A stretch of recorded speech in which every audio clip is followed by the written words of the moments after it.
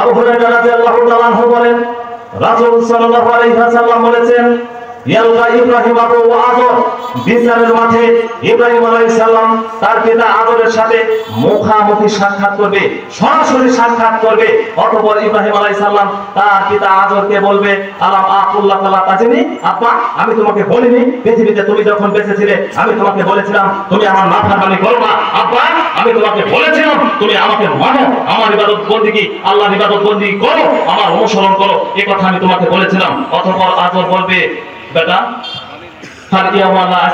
আজকে তুমি যা বলবে আমি সেটাই মেনে নিব। তুমি তোমার রবকে একটু বলো আজকে তোমার কোনো নাফরমানি আমি করবো না। তোমার রবকে একটু বলো আজকে এই ভয়াবহ দিন থেকে আমাকে যেন রক্ষা করে আল্লাহ, তুমি একটু তোমার রবকে বলো। তখন ইব্রাহিম আলাইহিস সালাম তার রবকে বলবে, ইয়া রব্বি ইন্নাকা ওয়া'আদাতনি, ইয়া রাব্বুল আলামিন আজকে আমি বিচারের মাঠে উপস্থিত হয়েছি।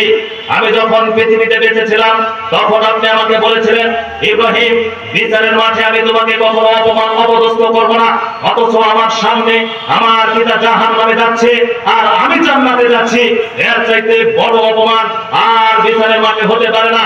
অতঃপর আল্লাহ তাআলা ইব্রাহিম আলাইহিস সালামকে ডাক দিয়ে বলবে, ইন্নাকা হারামতুল জান্নাহ আলাল কাফির, ইব্রাহিম তুমি শোনো, বিচারের মাঠে যারা দুনিয়াতে বেঁচে ছিল, যারা আমার নবীকে মানেনি, যারা আমার নবীর বাধ্য হয়নি, আজকে বিচারের মাঠে তার জন্য জান্নাতকে হারাম করে দিয়েছি, এরা জান্নাতে যেতে পারবে না। অতঃপর ইব্রাহিম আলাইহিস সালামের পিতা আযর একটা সাপে পরিণত হবে, বিড়ি সাপে পরিণত হয়ে যাবে।